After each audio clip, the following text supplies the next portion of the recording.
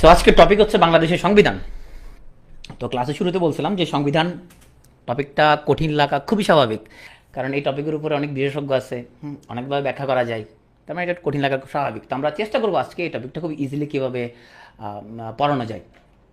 চলো আমরা একটু সিলেবাস দেখে আসি। তো সংবিধান এই টপিকের উপরে সিলেবাসে 3 নাম্বার, কিন্তু আমি একটা কথা বলছিলাম যে মূলত সংবিধান, রাজনৈতিক ব্যবস্থা এবং সরকার ব্যবস্থা এই 3টা টপিক নিয়ে টোটাল 9 নাম্বার।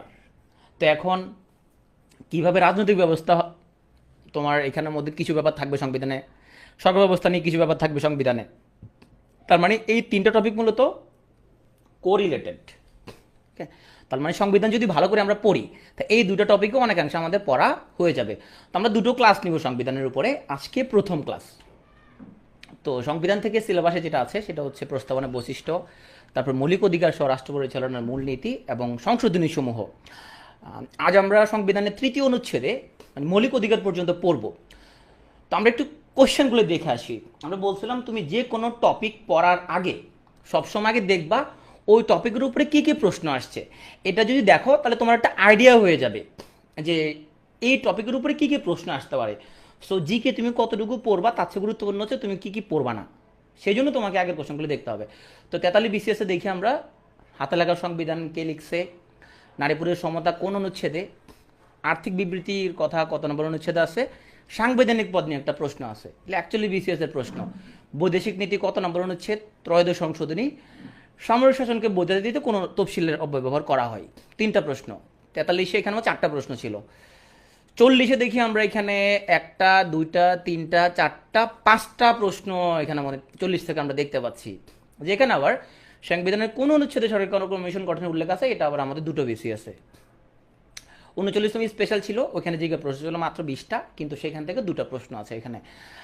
38তমতে এখানে এরকম 3টা প্রশ্ন আছে সংবিধান থেকে। সো আজকের ক্লাসে আমরা আজকের ক্লাসের সিস্টেমটি একটু ডিফারেন্ট হবে। সো সবাই হাতের কাছে একটা খাতা রাখবা। তো আমাদের কয়েকটা স্লাইড পর পর আমরা একটা প্রশ্ন আছে এখানের মধ্যে, প্রত্যেকটা প্রশ্নের মধ্যে স্কোর হচ্ছে 10। তো তোমার নাম্বারটা তুমি হিসাব রাখবা যে তোমার স্কোরটা কত, তোমাকে এটা হিসাব রাখতে হবে। প্রত্যেকটা তুমি সঠিক উত্তর দাও, সো খাতায় তুমি এখানের মধ্যে লিখবা 10 তোমার স্কোর। ওকে, এবং ক্লাসে যদি তুমি জানাবা তোমার স্কোর টোটাল কত। সো প্রথম আসে সংবিধান আসলে কী জিনিস। সংবিধান মানে হচ্ছে একটা দেশের সর্বোচ্চ আইন, বা আমরা যেটা বলতাম মৌলিক আইন, যে অন্য কোনো আইন যদি থাকে যেটা সংবিধানের সাথে সাংঘর্ষিক, তো সংবিধানটাই সর্বোচ্চ আইন, এটার উপর কোনো কথা নাই। কত প্রকার হতে পারে সংবিধান আমরা বিভিন্ন রকমভাবে ক্লাসিফাই করতে পারি। তো আমরা এই 2 প্রকার যে বলতেছি এই 2 প্রকার হচ্ছে মূলত আমরা লিখিত না অলিখিত তার উপর ভিত্তি করে। সো লিখিত অলিখিতের উপর ভিত্তি করে সংবিধান মূলত 2 প্রকার। লিখিত সংবিধান কোনগুলো, যেটা আমাদের মৌলিক নীতি সমূহ লিখিত থাকবে সেটা লিখিত সংবিধান, সহজ হিসাব। সো এখানে দেখতে পাচ্ছি আমরা ইউনাইটেড স্টেটসের সংবিধান, এটা লিখিত সংবিধান। বাংলাদেশের সংবিধান, এটা লিখিত সংবিধান। কিছু কিছু দেশ আমরা দেখব যাদের সংবিধানগুলো লিখিত না, অলিখিত সংবিধান। কারা কারা আছে? সো যে সংবিধানের শাসন ব্যবস্থার সম্পর্কিত মৌলিক নীতিগুলো লিখিত নাই, সেটা অলিখিত। তো তাহলে ওখানে দেশ চলে কিভাবে?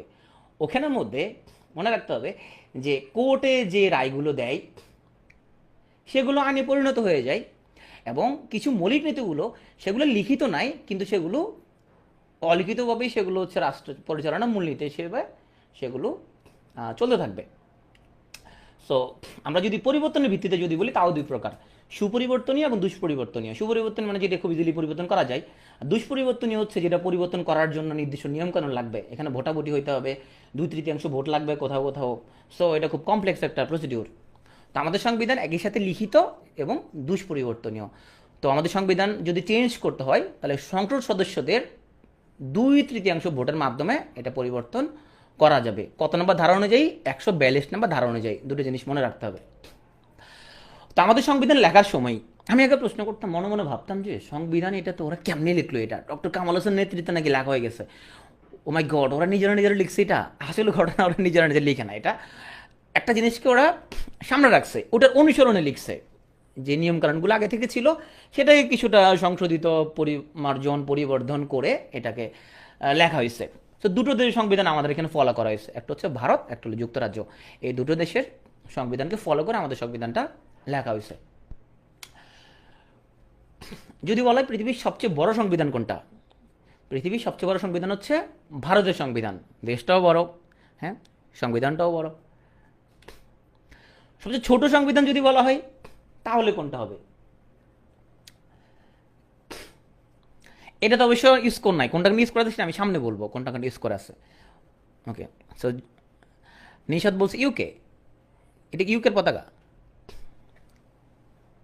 সো সবচেয়ে ছোট সংবিধান হচ্ছে যুক্তরাষ্ট্রের। কিভাবে? অনুচ্ছেদ অনুসারে। কারণ যুক্তরাষ্ট্রের সংবিধানে তোমার অনুচ্ছেদ হচ্ছে মাত্র 60টা মাত্র অনুচ্ছেদ আছে।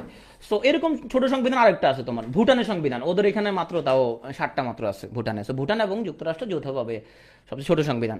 এখন যদি বলা হয় যে ওয়ার্ড কাউন্ট অনুযায়ী, যে শব্দ সংখ্যা অনুযায়ী সবচেয়ে ছোট সংবিধান কোনটা হবে?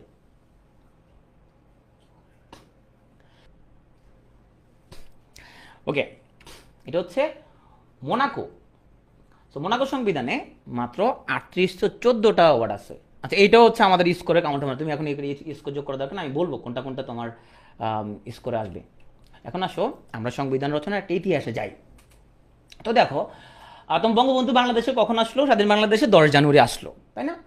তো যখন আসে বাংলাদেশে, তখন উনি বাংলাদেশের কোন পোস্টে আছে বলো তো? যখন দেশে আসলো তখন উনি রাষ্ট্রের কি, প্রেসিডেন্ট নাকি প্রধানমন্ত্রী? আমরা কিন্তু যখন মুজিবনগর সরকার যখন গঠন করা হলো তখন বঙ্গবন্ধুকে কি ঘোষণা করাইছে? President, right. ওনার অবর্তমানে তোমার হচ্ছে শহীদ নজরুল ইসলাম ছিল প্রেসিডেন্ট, ওনার অবর্তমানে, তাই না? তো তাহলে বঙ্গবন্ধু তখন প্রেসিডেন্ট। তাহলে এসে উনি প্রথম কি করলো? এসে উনি প্রথম যেটা করলো সেটা হচ্ছে যে প্রেসিডেন্সিয়াল ব্যবস্থা উনি বাদ করে দিল। এবং আমরা জানি 12 তারিখ থেকে উনি দেশের কি, প্রধানমন্ত্রী হয়ে গেল। 12 তারিখ থেকে উনি তখন প্রধানমন্ত্রী। আচ্ছা, এখন বঙ্গবন্ধু যখন দেশে আসলো তাহলে নিশ্চয়ই একটা সংসদ লাগবে, অ্যাসেম্বলি লাগবে, তাই না? তাহলে সেই সংসদের আবার এমপি লাগবে। তখন অবশ্যই এমপি বলতো না, এমএলএ বলতো। তো এমপি এগুলো কোথেকে আসবে? ইলেকশন তো হয় নাই, বঙ্গবন্ধু দেশে আসছে, তাহলে এমপি কোথেকে আসবে? হ্যাঁ, কোথেকে আসবে? 70 সালে একটা ইলেকশন হয়েছিল, তাই না? 70 সালে ডিসেম্বরে একটা ইলেকশন হয়েছিল, যে ইলেকশনে নির্বাচিত সদস্যদেরকে পাকিস্তানিরা ক্ষমতা হস্তান্তর করে নাই, রাইট? তাহলে 70 সালে ইলেকশনে যারা নির্বাচিত হয়েছে তাদেরকে নিয়ে এখন কি হবে? অ্যাসেম্বলি হবে। তাহলে সেটাই হবে গণপরিষদ। তাহলে বঙ্গবন্ধু দেশে ফিরে আসলো, এখন গণপরিষদ গঠন করলো। সেই গণপরিষদে কারা কারা থাকবে?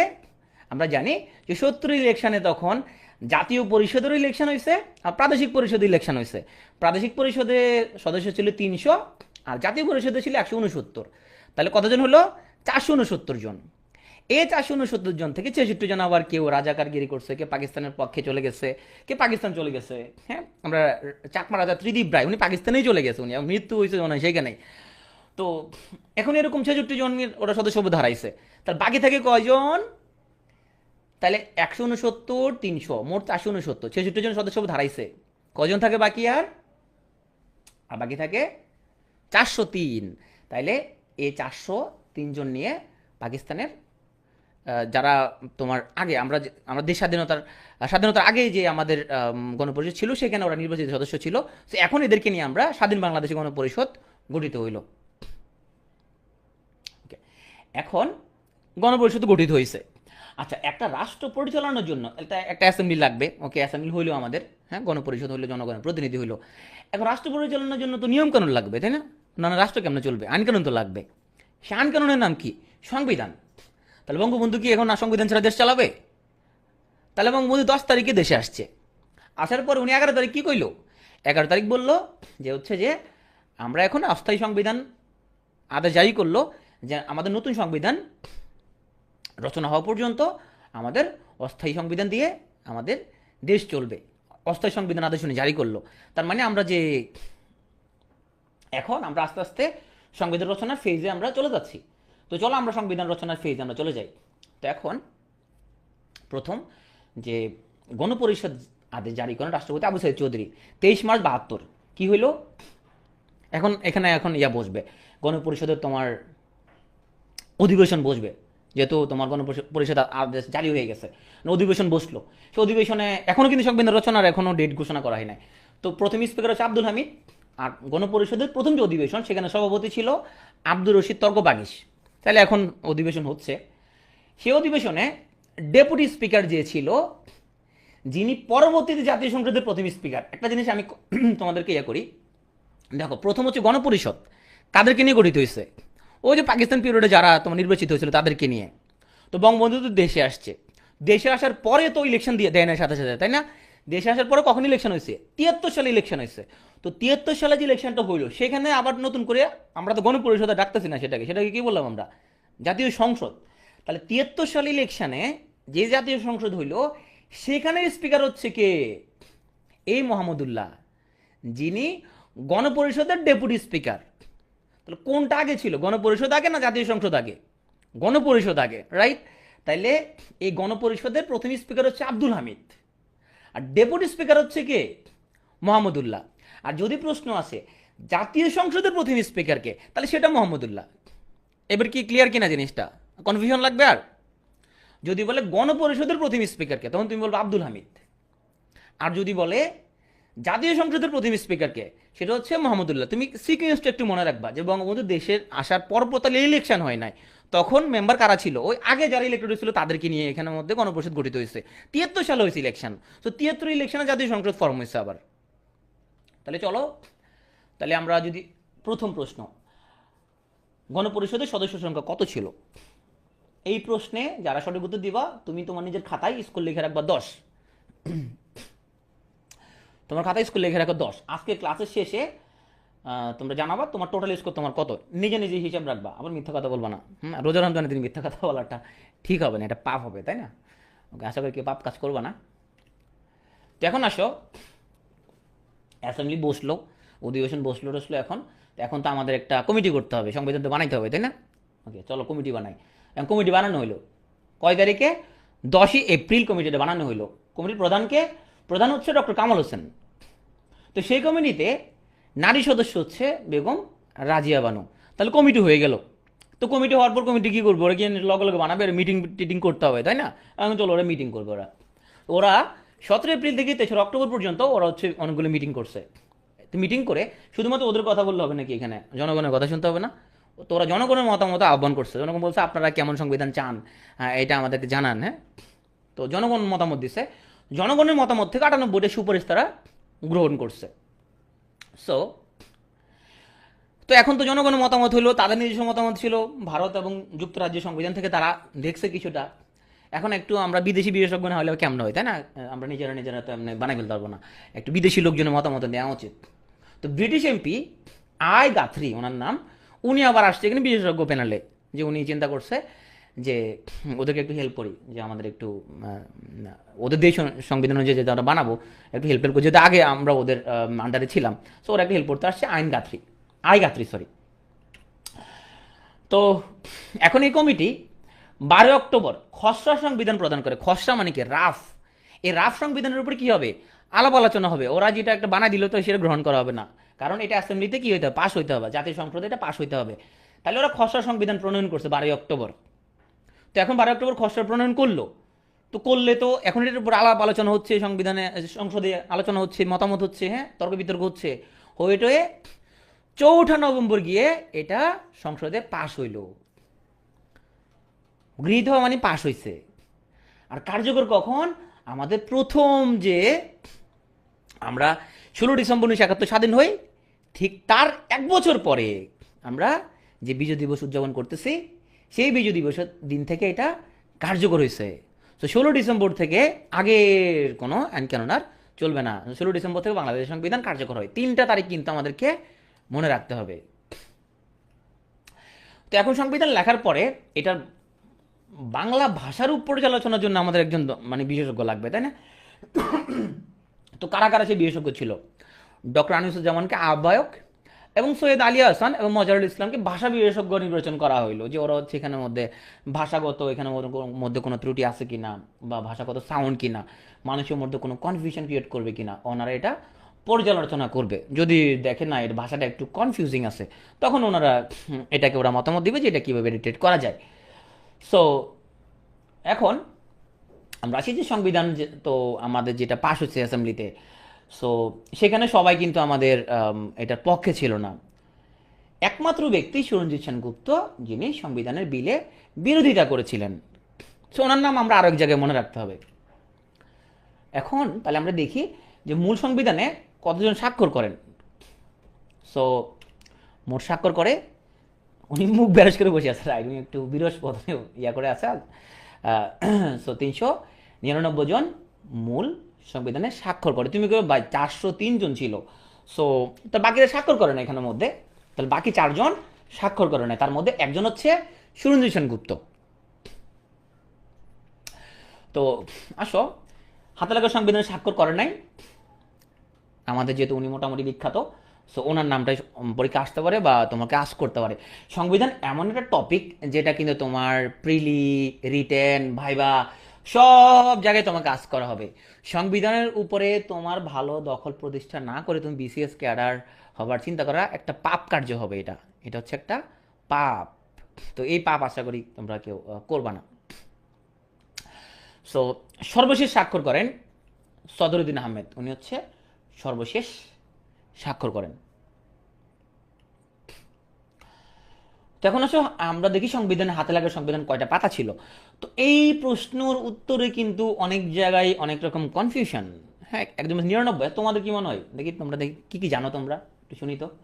অনেক জায়গায় বিভিন্ন বইয়ের মধ্যে বিভিন্ন জিনিসপত্র লেখা আছে। হ্যাঁ, কোথাও তোমার 93, 99, হ্যাঁ 108 বিভিন্ন জিনিসপত্র লেখা আছে।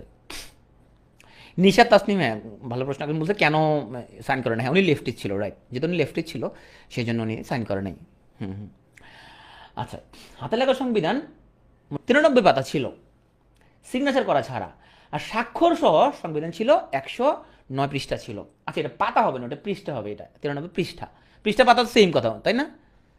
সেম কথা নাকি নাকি আলাদা কিছু আছে? আচ্ছা,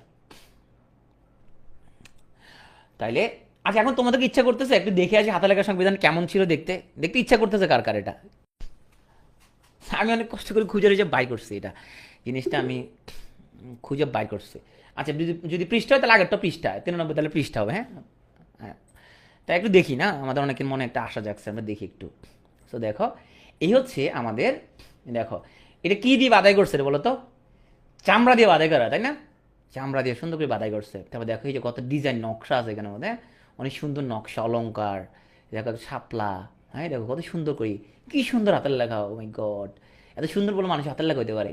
দেখছো এই যে হাতের লেখা, হ্যাঁ এই দেখছো এই হাতের লেখা কিন্তু সব কিছু এখানের মধ্যে, তাই না? অনেক সুন্দর, তাই না? সো আমরা দেখি একটু, দেখো মাঝখানে মাঝখানে ডিজাইন আছে কিন্তু, হ্যাঁ অনেক ডিজাইনই দেখো এখানের মধ্যে। এই দেখো আমাদের যে, দেখো এই যে আমাদের হচ্ছে যে, এই দেখো সুন্দর সুন্দর ডিজাইন আছে এখানের মধ্যে। এই যে গরুর পাল, হ্যাঁ দেখছো, কৃষক। সো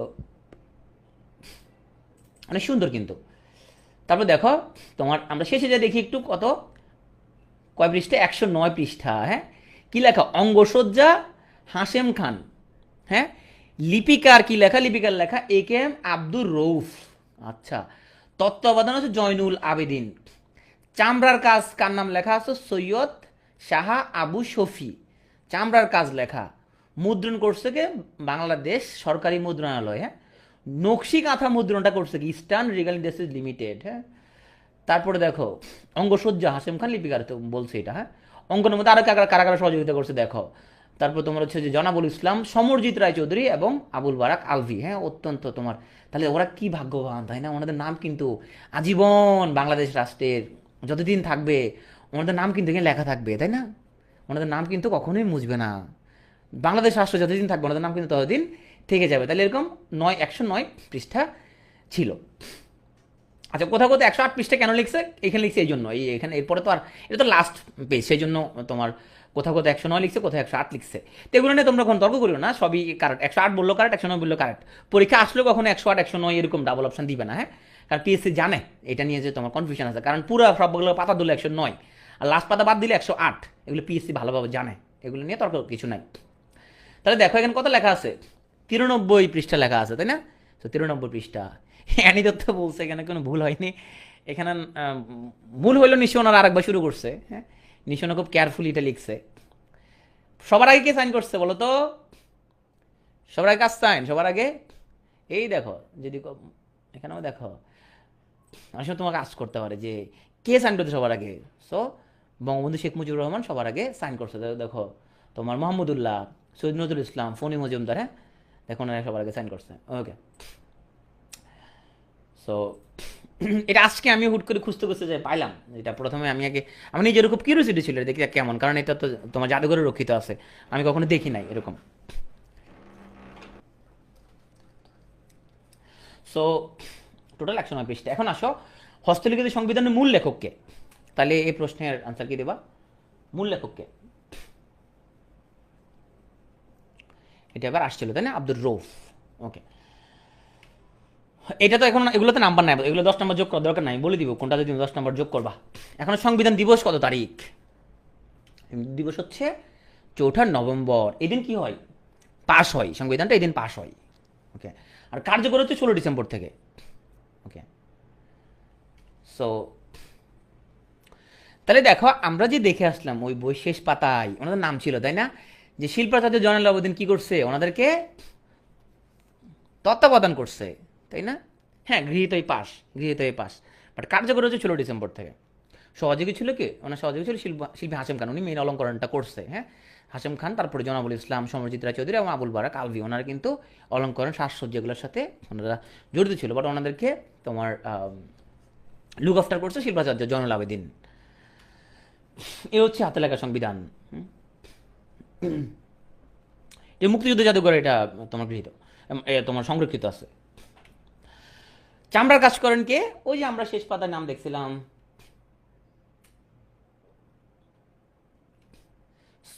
সৈয়দ শাহ আবু শফি। হ্যাঁ, ওকে, এখন আসো আমাদের এই কোশ্চেনের নাম্বার হলো 10। যারা যারা কারেক্ট আনসার দিবা তুমি তোমার খাতার মধ্যে 10 নম্বর যোগ করো আরো। তাহলে আগে একটা কোশ্চেন ছিল, ওটা যারা কারেক্ট আনসার দিছো তুমি তোমার খাতা 10 নম্বর যোগ করো। এটাতে যদি কারেক্ট আনসার দিতে পারো তাহলে তোমার খাতায় তুমি 10 নম্বর তুমি যোগ করো। এবং ক্লাসে যদি তুমি বলবা তোমার স্কোর টোটাল কত হইলো। সংবিধান দিবস হচ্ছে 4 নভেম্বর, যারা লিখছো তারা তুমি 10 নম্বর যোগ করো তোমার খাতায়। এখন আসো, হাতে লেখা সংবিধান মোট কত পৃষ্ঠা? মোট কত পৃষ্ঠা? মোট বলছি আমি, সো স্বাক্ষর সহ মোট।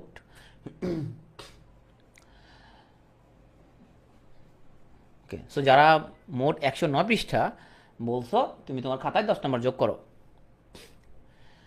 এখন আসে আমরা আমাদের সংবিধান তো লিখিত, এটা নিয়ে বলছি। লিখিত সংবিধান কাদের নাই? ইএসপিএন এর লিখিত সংবিধান নাই। সো ইংল্যান্ড, সৌদি আরবিয়া, আল কোরআন তাদের সংবিধান। স্পেন, নিউজিল্যান্ড এবং একটা আলাদা করে মনে রাখো সেটা হচ্ছে ইসরায়েল, ওদের কিন্তু লিখিত সংবিধান নাই। ইএসপিএন মনে রাখবো, লগেল Israel, England, Saudi Arabia, Spain এবং নিউজিল্যান্ড। এখন আসলে আমাদের সংবিধানের আমরা কিছু ফ্যাক্টে যাই, কিছু ডেটাতে যাই। ও ইএসপিএন না, ইএসপিএন কিছু না, ইএসপিএন হচ্ছে আমি এগুলোর সংক্ষিপ্ত বললাম আর কি। ইএসপিএন মানে হচ্ছে ESPN। এনে বলছে যুক্তরাজ্যে নাই, যুক্তরাজ্যে যে নাই এটা তো হচ্ছে যে আমি প্রথমে বলছি লিখিত নাই ওদের, এটা অলিখিত ওদের এটা। হ্যাঁ, সো আমাদের সংবিধানে কী কী জিনিস একটা ডাটা দেখি তাইলে। একটা প্রস্তাবনা আছে, 4টা মূলনীতি আছে, 7টা তফসিল আছে। তফসিলের ইংরেজি হলো শিডিউল। শিডিউল মানে হচ্ছে ধরো একটা জিনিসের উপরে একটা ব্রড ব্যাখ্যা লাগবে। হ্যাঁ, টিকা টিকা টিকা বলি না আমরা, কোভিড-19 টিকা না, মানে কোনো কিছু ব্যাখ্যা থাকে না, যে জিনিসের ডিটেলস ব্যাখ্যা করা লাগবে, এটাকে বলা হয় তফসিল বা শিডিউল। এটা সংবিধানে ওই সবগুলো অনুচ্ছেদের শেষে ওটা হচ্ছে যে লেখা আছে। সংশোধন হচ্ছে 17টা। এখানে আমাদের টোটাল 18টা মৌলিক অধিকারের কথা বলা হয়েছে, তবে মৌলিক অধিকার অনুচ্ছেদ হচ্ছে 22টা। হ্যাঁ, সবগুলো অনুচ্ছেদে কিন্তু মৌলিক অধিকার নাই। হ্যাঁ, টোটাল মৌলিক অধিকার হচ্ছে 18টা, অনুচ্ছেদ হচ্ছে আবার 22টা। ক্লিয়ার? অনুচ্ছেদ হচ্ছে 26 থেকে 43 পর্যন্ত। এখানে মৌলিক অধিকার বর্ণনা করা আছে, পরেরগুলোতে মৌলিক অধিকার নাই। এখন আমরা একটু দেখি যে আমাদের এখানে প্রস্তাবনাগুলো কি কি, মানে প্রস্তাবনার মধ্যে কি লেখা আছে। তো প্রথমে একটা বিসমিল্লাহির রহমানির রহিম দিয়ে শুরু হয়েছে। প্রস্তাবনা মানে হচ্ছে ঘোষণা। হ্যাঁ, এটার বাংলা একটা মিনিং দেওয়া হয়েছে, দয়াময় পরম দয়ালু আল্লাহর নামে, এবং আর একটা কথা অ্যাড করা হয়েছে, পরম করুণাময় সৃষ্টিকর্তার নামে। তাই প্রস্তাবনা পুরোটা পড়তেছি না, এই প্রস্তাবনা পুরোটা তোমাকে মুখস্থ করতে হবে না, তুমি জাস্ট একবার একটু রিডিং পড়লা। আমরা বাংলাদেশের জনগণ অনেক সময় ভাইভাতে জিজ্ঞেস করে যে প্রস্তাবনাটা একটু বলেন। সো তুমি বিসমিল্লাহির রহমানির রহিম বলবা, বাংলা মিনিংটা বলবা। তো আমরা বাংলাদেশের জনগণ 1971 খ্রিস্টাব্দের মার্চ মাসের 26 তারিখে স্বাধীনতা ঘোষণা করিয়া জাতীয় মুক্তির জন্য ঐতিহাসিক সংগ্রামের মাধ্যমে স্বাধীন ও সার্বভৌম গণপ্রজাতন্ত্রী বাংলাদেশ প্রতিষ্ঠা করিয়াছি। মোটামুটি এ পর্যন্ত তুমি মুখস্থ করলে হবে, হ্যাঁ। তারপরে তুমি হচ্ছে যে এটা অনেক লম্বা, আমি পুরোটা এখানে লিখি নাই। সো এটা তোমাকে জাস্ট তুমি আমাদের তো যেহেতু তুমি বাংলাদেশের নাগরিক, তোমার সংবিধানের প্রথম কয়েক লাইন তোমার হচ্ছে যে জানা উচিত, প্রস্তাবনার অ্যাটলিস্ট ঘোষণাটা। সো আমাদের সংবিধানটার প্রস্তাবনাটা একটু বিশ্লেষণ করি। তাহলে প্রস্তাবনায় আমাদের 5টা অংশ আছে টোটাল, যেখানে 2টা অঙ্গীকার এবং একটা ঘোষণার কথা বলা হয়েছে। অঙ্গীকারটা কি? অঙ্গীকারটা হচ্ছে আমরা হচ্ছে আমাদের সংবিধানের মূলনীতিগুলো গ্রহণ করব এবং শোষণমুক্ত একটা সমাজ প্রতিষ্ঠা করব। আর ঘোষণাটা কি দেওয়া হয়েছে? ঘোষণা দেওয়া হয়েছে সংবিধানকে আমরা এটা প্রাধান্য অক্ষুণ্ণ রাখতে হবে, এটা হচ্ছে আমাদের ঘোষণা। সো এখন আমরা চলে যাব সংবিধানের প্রথম অধ্যায়, অনুচ্ছেদ হচ্ছে 1 থেকে 7 খ। এখন আসো আমরা তো এটা মুখস্থ করব কিভাবে? তাহলে চলো আমরা কয়েকটা ছন্দ মুখস্থ করব। সো ছন্দ অবশ্যই আমি নিজে সব ছন্দ মতো মুখস্থ করি না, আমি বেশিরভাগ সময় তো কয়েকবার রিডিং করে কয়েকবার তোমার যেটা বারবার দেখতে দেখতে একটা সময় রিফ্লেক্সের মতো হয়ে যায়। তো আমরা মুখস্থ করি জিনিসটা। চলো, প্রজার সীমানা রাষ্ট্রধর্ম, নিচে দেখো 1, 2, 2 এর ক। ভাষা সঙ্গীত প্রতিকৃতি রাজনাগরিক বাঙালি। তাহলে কি বলবো? প্রজার সীমানা রাষ্ট্রধর্ম, ভাষা সঙ্গীত প্রতিকৃতি রাজনাগরিক বাঙালি। তাহলে এটা আমরা মুখস্থ করবো। মুখস্থ মানে 2-3 বার তুমি পড়বা। তাহলে নাম্বার 1 হচ্ছে প্রজাত মানে কি? প্রজাতন্ত্র। তার মানে হচ্ছে এই প্রজাতন্ত্রের নামটা কি হবে? বাংলাদেশ একটা একক স্বাধীন ও সার্বভৌম প্রজাতন্ত্র। এটা তো অনুচ্ছেদগুলোর মধ্যে তুমি পুরো লাইনটা বিবরণটা মুখস্থ করা লাগবে না, তুমি যা জানো যে জিনিসটার ভিতরে এটার মধ্যে কি বলছে। 2 হচ্ছে সীমানা। সীমানা কি হয়েছে? পূর্ব পাকিস্তানের সকল ভূমি এবং এর পরে যা যুক্ত হবে এটা হলো সীমানা। সো 2 এর কতে বলছে? রাষ্ট্রধর্ম। সো কি বলছে এখানে? রাষ্ট্রধর্ম ইসলাম এবং অন্যান্য সকল ধর্ম এখানে সমানাধিকার পাবে। এখন আসো ভাষা সঙ্গীত প্রতিকৃতি। 3 নম্বরে বলা হয়েছে ভাষা। কি ভাষা? রাষ্ট্রভাষা। সো রাষ্ট্রভাষা কি হবে? রাষ্ট্রভাষা হবে বাংলা। 4 হচ্ছে সঙ্গীত, পতাকা এবং প্রতীক। এখানে কিন্তু সঙ্গীত, তারপর হচ্ছে তোমার পতাকা এবং বাংলাদেশের জাতীয় প্রতীক, এগুলো 4 নাম্বার। সো জাতীয় সঙ্গীত কী হবে সেটা বলা হয়েছে, জাতীয় পতাকা বলা হয়েছে, প্রতীক বলা হয়েছে, আমরা সেটা সামনে আসতেছি। সো 4 ক হচ্ছে প্রতিকৃতি। কার প্রতিকৃতি? জাতির পিতার প্রতিকৃতি। বিভিন্ন সরকারি অফিস আদালতে সংরক্ষণ এবং প্রদর্শন করতে হবে। এখানে আইডিয়াটা লাগবে তোমার, তোমার হুবহু মুখস্থ করতে হবে না বিবরণটা। রাজনাগরিক বাঙালি, 5 রাজধানী হবে ঢাকা। 6 নম্বর হচ্ছে নাগরিক। তো নাগরিক হিসেবে কি হবে? বাঙালি নাকি বাংলাদেশি? একটু কমেন্টে লিখো তো। নাগরিক হিসাবে হবে বাংলাদেশি, জাতি হিসাবে হবে বাঙালি। জাতি বাঙালি, নাগরিক হচ্ছে বাংলাদেশি, মানে নাগরিকত্ব। সো তাহলে এখানে এই 6 মধ্যে আমরা এই নাগরিকত্ব, এটা হচ্ছে সে বাংলাদেশি হবে আর জাতি হিসাবে হবে বাঙালি। তাহলে যদি বলে যে এখানের মধ্যে আমরা নাগরিক হিসেবে কি হবে, সেটা হচ্ছে বাংলাদেশি, এটা 6। আর জাতি হিসাবে বাঙালিটা হবে 6 এর 2। তারপর আসো আমরা 7 নম্বর আমাদের ছন্দের মধ্যে ছিল না, তাহলে আমি আবার রিপিট করি। প্রজার সীমানা রাষ্ট্রধর্ম, তুমি কয়েকবার করে পড়বা, কয়েকবার করে পড়বা। ভাষা সঙ্গীত প্রতিকৃতি রাজনাগরিক বাঙালি, কয়েকবার করে তুমি পড়বা। তারপর আসো আমাদের 7 নম্বরে বলা আছে সংবিধানের প্রাধান্য। তো কি প্রাধান্য? সংবিধানের প্রাধান্য হচ্ছে আমাদের এবং এটা রিলেটেড কথাবার্তা বলা হয়েছে।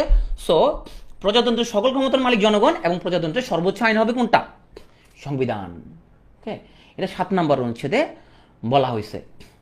তো প্রজাতন্ত্রের তোমার হচ্ছে যে সকল ক্ষমতার মালিক হচ্ছে জনগণ, তাদের বর্তমান অবস্থা খুবই তোমার শোচনীয় দেখা যাচ্ছে। যাই হোক, শেষ পর্যন্ত অবশ্যই জনগণ সকল ক্ষমতার মালিক, কারণ জনগণের ভোটেই তো একটা সরকার নির্বাচিত হয়, কি বলো? তো জনগণ যেভাবে চাই ওইভাবে তোমার দেশ ওইভাবে চলতে হবে, যদি লক্ষণ খুব একটা ভালো দেখা যাচ্ছে না এখানের মধ্যে। এখন আসো আমরা 7 আমরা আরও 7 আন্ডারে ক এবং খ নিয়ে একটু কথাবার্তা বলি। সো 7 ক, এটা সংবিধান বাতিল এবং স্থগিতকরণ যদি কে করতে চায় তাহলে এটা কিন্তু অপরাধ হিসাবে গণ্য হবে। সো সংবিধানের কোনো অনুচ্ছেদ যদি রহিত বা বাতিল বা স্থগিত যদি কেউ করতে চায় বা করিবার ষড়যন্ত্র যদি করতে চায়, তাহলে সর্বোচ্চ দণ্ড মানে কি, একদম মানে যাবজ্জীবন বা ফাঁসি হবে তার। সো কেউ চাইলেও এটা এখন করতে পারবে না। এখন আসো কোশ্চেন। তাহলে আগে আমরা দুটো কোশ্চেন ছিল, যারা যারা কারেক্ট আনসার দিয়েছিল তুমি তোমার খাতার মধ্যে 10 তুমি যোগ করছো। এখন আসো আমাদের রাষ্ট্রধর্ম বা ইসলাম এবং অন্যান্য ধর্মের লোকজন সমান অধিকার পাবে, এটা কত নম্বর অনুচ্ছেদ? যারা কারেক্ট আনসার দিতে পারবা তুমি তোমার খাতার মধ্যে 10 নম্বর অ্যাড করো। তুমি খাতায় 10 নম্বর তুমি অ্যাড করে রাখো।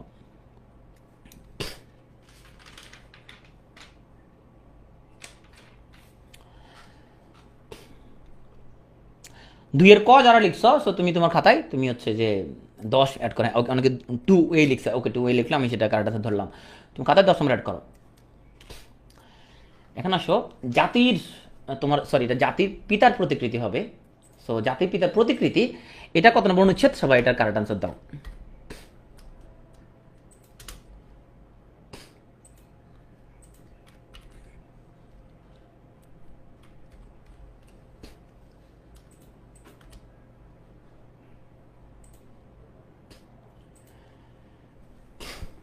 কত নম্বর অনুচ্ছেদ? যারা যারা 4-এর ক লিখছো তুমি তোমার খাতায় 10 নাম্বার আরও অ্যাড করো, এবং ক্লাসে যে তুমি বলবো তোমার স্কোর কত ছিল। কোন অনুচ্ছেদ বলো সংবিধান বাতিল, স্থগিতকরণ এবং এগুলো অপরাধ হবে কে যদি এগুলো করতে চায় বা ষড়যন্ত্র করে এগুলো করার জন্য? কোন অনুচ্ছেদ?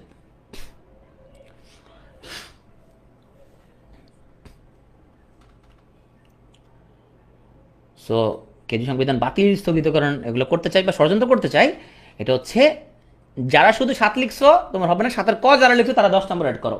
যারা 7-এর ক লিখছো, শুধু 7 যারা লিখছো তুমি নাম্বার পাবা না, যারা 7-এর ক লিখছো তুমি 10 নম্বর অ্যাড করো। এখন আসো আমরা একটু প্রথম অনুচ্ছেদ থেকে আমরা কিছু জিনিস ব্যাখ্যা করি একটু। তাহলে প্রথম আমরা জাতীয় সঙ্গীত নিয়ে কথাবার্তা বলছি। কত নম্বর ছিল? 4 নম্বর ছিল জাতীয় সঙ্গীত, পতাকা এবং আমাদের হচ্ছে যে প্রতীক, এটা ছিল আমাদের 4 নম্বর অনুচ্ছেদ ছিল। চলো 4 নম্বর অনুচ্ছেদ একটু বিস্তারিত পড়ি। নিষেধ বল 7 নম্বর। 7 নম্বর হচ্ছে যে ওই যে প্রজাতন্ত্রের সকল ক্ষমতার মালিক জনগণ এবং সর্বোচ্চ আইন। তখন আসো আমরা একটু বিস্তারিত ব্যাখ্যা করি। সো আমার সোনার বাংলার 10 লাইন, এটা হচ্ছে আমাদের জাতীয় সঙ্গীত হবে। রচনার প্রেক্ষাপট কোনটা? 1905 সালের বঙ্গভঙ্গ হচ্ছে এটা রচনার প্রেক্ষাপট। তো এগুলো হচ্ছে অধ্যায়। ইসরাত আমরা যে পড়লাম এটা হচ্ছে প্রথম অধ্যায়। সো আমরা যেগুলো এগুলো প্রথম অধ্যায়, এটা প্রথম অধ্যায়। হ্যাঁ, অধ্যায়ের আন্ডার হচ্ছে অনুচ্ছেদ, এই যে 1 নম্বর অনুচ্ছেদ, 2 নম্বর অনুচ্ছেদ, 2-এর ক অনুচ্ছেদ। ওকে, তাহলে আমরা এখন 1 নম্বর অধ্যায়ের মধ্যে আমরা আসি। প্রথম প্রকাশ পাইছে 1905 সালে এবং 1312 বঙ্গাব্দে এটা প্রথম প্রকাশ পাইছে। এখন আসো আমরা, এটা কোন পত্রিকার প্রকাশিত হয়েছে? এটা বঙ্গদর্শন পত্রিকার প্রথম প্রকাশিত হয়েছে, বঙ্কিমচন্দ্র সম্পাদিত। মানে এটা বঙ্কিমচন্দ্র তখন তো তোমার মানে সে এটা প্রথম এটা সম্পাদনা শুরু করছে। তো আমরা মূলত বঙ্গদর্শনকে বঙ্কিমচন্দ্রের পত্রিকা হিসেবে চিনি।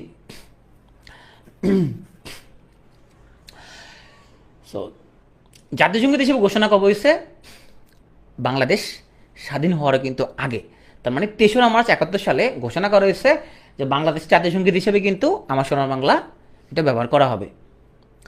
তো জাতীয় সঙ্গীতের মর্যাদা লাভ করছো কবে? যেদিন সংবিধান কার্যকর সেদিন থেকেই।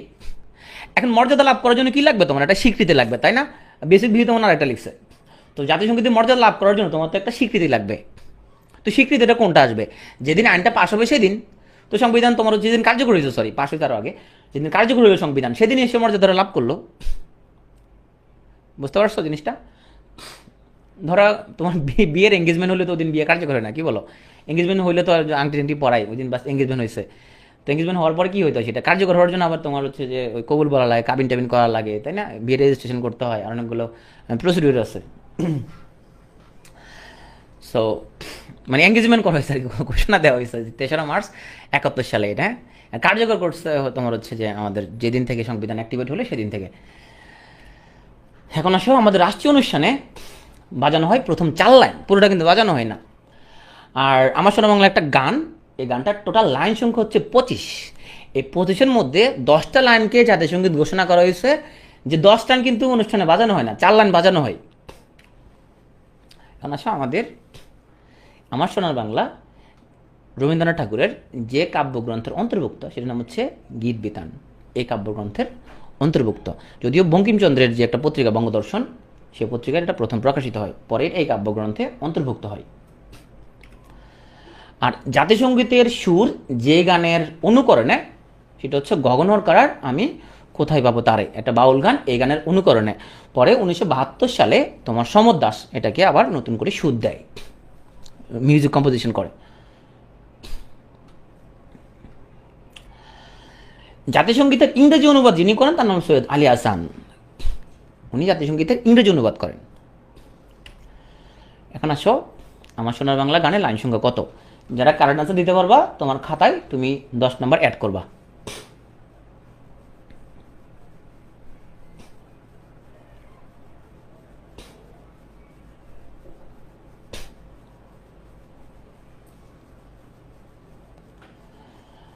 সো আমার সোনার বাংলা গানে লাইন সংখ্যা হচ্ছে 25। যারা 25 লিখছ তুমি তোমার খাতায় 10 নম্বর অ্যাড করো। এখন আসো আমরা একটু আমাদের জাতীয় পতাকা পড়ি। জাতীয় পতাকা কিন্তু আমাদের 4 নম্বর অনুচ্ছেদে আছে। সো আমাদের জাতীয় পতাকা ছিল প্রথমে মানচিত্র খচিত একটা ডিজাইন ছিল, এরকম যে মানচিত্র খচিত এই যে পতাকার ডিজাইন করে শিবনারায়ণ দাস। প্রথমে এরকম মানচিত্র খচিত একটা ইয়ে ছিল, যে তুমি দেখো লাল গোলার মধ্যে মানচিত্র আছে। সো বর্তমান যে পতাকাটা আমরা দেখি, যেটা আমাদের এখন যে যাকে আমরা জাতীয় পতাকা স্বীকৃতি দিচ্ছি, এটা ডিজাইনার হচ্ছে কামরুল হাসান। এখানে মাঝখানে কোনো মানচিত্র নাই। সো আমাদের জাতীয় পতাকার যে মাপ, সো দৈর্ঘ্য অনুপাত প্রস্থ, এটা হচ্ছে 10:6 বা 5:3। পতাকা দিবস হচ্ছে 2রা মার্চ। আর পতাকা অবমাননার যে শাস্তি, সর্বোচ্চ 2 বছর পর্যন্ত কারাদণ্ড এবং 10,000 টাকা অর্থদণ্ড। তুমি যদি মাপ ঠিকঠাক মতো না থাকে, তারপরে ধরো তোমার পূর্ণ দণ্ডায়মান রাখতে হবে, কেউ অর্ধনিয়মিত রাখছে, আবার অর্ধনিয়মিত রাখতে হবে, পূর্ণ দণ্ডায়মান রাখছে না, ছেঁড়া কাপড় এরকম যদি কেউ করে, তারপরে তখন কিন্তু তার শাস্তি হতে পারে। প্রথম যে পতাকা উত্তোলন করছে, হ্যাঁ সন্ধ্যার পর যদি নামায়, রায় সন্ধ্যার পর যদি এরকম পতাকা নামায়, তুমি অবশ্যই সূর্যাস্তের আগে আগে তুমি অবশ্যই জাতীয় পতাকা তুমি নামায় ফেলতে হবে। হ্যাঁ রাতের বেলা এরকম তুমি টাঙা রাখতে পারবে না। এনি বলছে এটা কোনো শাস্তি নাই, এটা করেই তো, মানে আইন আছে। সো আইনের বাস্তবায়ন আসলে অনেক ক্ষেত্রে নাই। যাই প্রথম পতাকা উত্তোলন করে আসাম আব্দুর রব। আমরা একটু দেখি। এ দেখো 2রা মার্চ 1972 সন ঢাকা বিশ্ববিদ্যালয়ের কলা ভবনের ব্যালকনিতে দাঁড়িয়ে স্বাধীনতার প্রথম পতাকা উত্তোলন করছেন আসাম আব্দুর রব। এই দেখো, এই যে দেখো এখানের মধ্যে কলা ভবনে দাঁড়ায় এ প্রথম পতাকা উত্তোলন করতেছে। তাহলে এই 2রা মার্চকে আমরা এখন পতাকা দিবস হিসেবে পালন করি। আসাম আব্দুর রবের বাড়িকেও জানো কিনা তোমরা কেউ?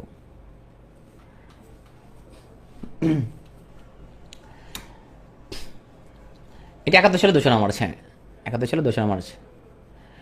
বরিশাল নোয়াখালী কোনোটা কারেক্ট আনসার হয় নাই। সো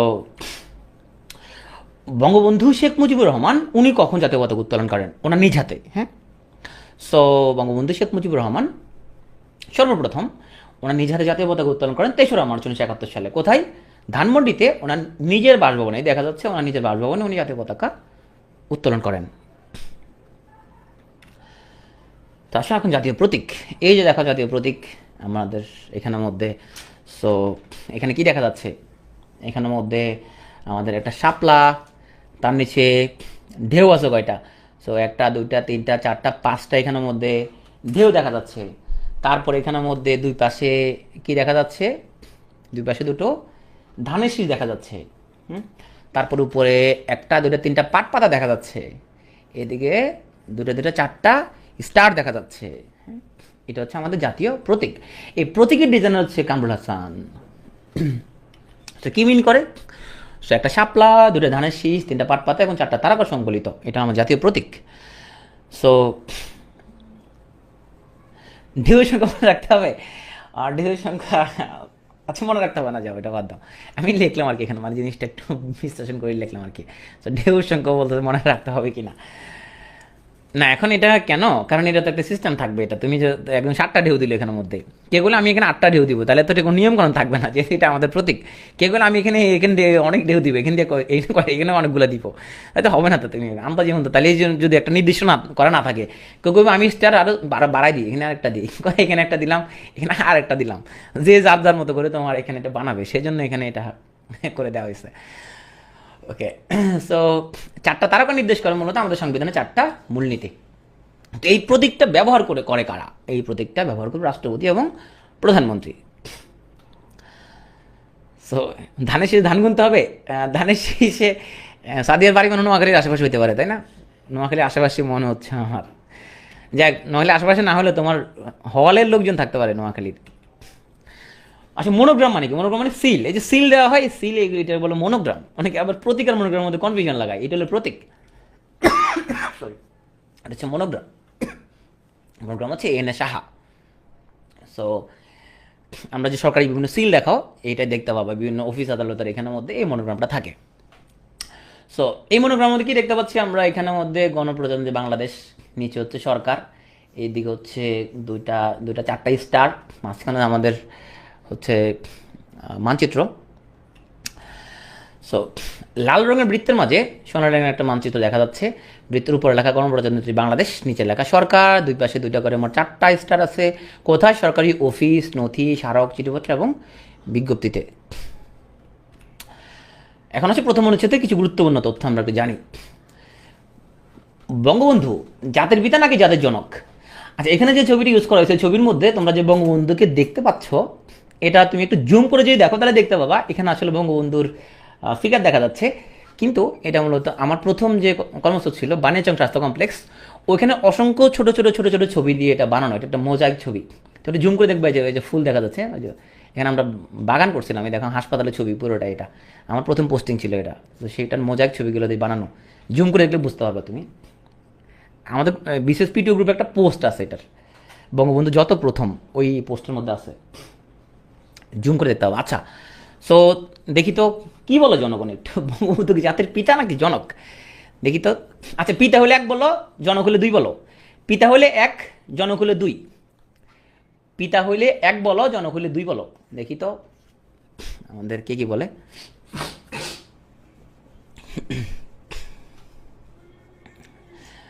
খুব অল্প কয়েকজন বলছে বোথ, সো দুটোই। নাদিয়া বলছে পিতা জনক তো সেম না, পিতা জনকের মধ্যে কিছুটা পার্থক্য আছে। যেমন তোমার হচ্ছে যে পিতা ইজ সামথিং বায়োলজিক্যাল, পিতা ইজ ধরো যেটা থেকে জাত হয়েছে যেটা। জনক হচ্ছে তোমার ধরো আমরা ইংরেজি সাহিত্যের জনক, ওটার জনক, গদ্যের জনক। আমরা গদ্যের পিতা বলি, গদ্যের পিতা জিনিসটা আমরা বলি না, আমরা গদ্যের জনক, মানে যে প্রথম পায়োনিয়ার, যে প্রথম ইনভেনশন টাইপ। কিন্তু বঙ্গবন্ধু একই সাথে জাতির পিতা এবং জনক। কেমনে? কারণ জাতির পিতা হচ্ছে সাংবিধানিক স্বীকৃতি 4 ক অনুযায়ী, আর জনক হচ্ছে উপাধি। আচ্ছা, ওনাকে জাতির জনক উপাধি কে দিছে? কে বলতে পারবো? জাতির জনক উপাধিটা কে দিছে বলতে পারবো? ওকে, এটা খুঁজে বার করবা কে দিছে। বঙ্গবন্ধু উপাধি কে দিছে? না, তোফায়েল দিছে বঙ্গবন্ধু।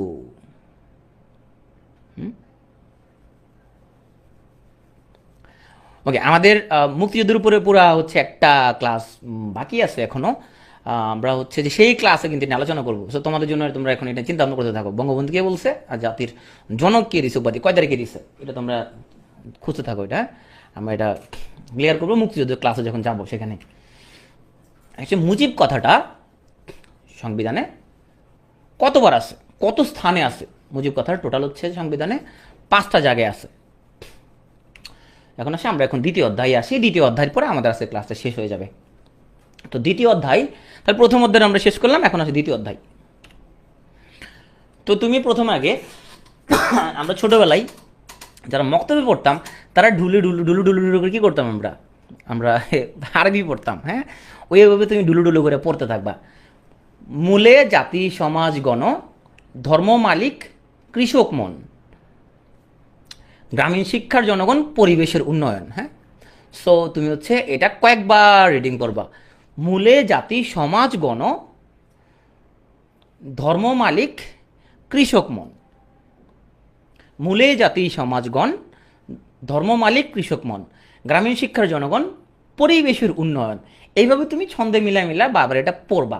আর একটা জিনিস আছে, তোমার যদি কোনো রুমমেট থাকে, তোমার আশেপাশে যদি কেউ থাকে, তুমি বলতো যে বিসিএস দিবে, আবার তো বলবে যে ধর্মনিরপেক্ষতা ধারা বলতো, দেখো বলতে পারতেছো না, তুমি ওর বলে দিলা, তাহলে তোমার মনে থাকবে।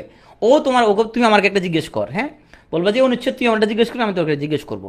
আর এমনি হুদয় তোমার যদি রুমমেট থাকে, তুমি ওর পেন দিবা, কবে বলতো তুমি সংবিধানে তোর হচ্ছে যে আমাদের তুমি এখান থেকে একটা ধারা পরিবেশের উন্নয়ন কত নম্বর ধারা অনুচ্ছেদ আছে, আজ করবা।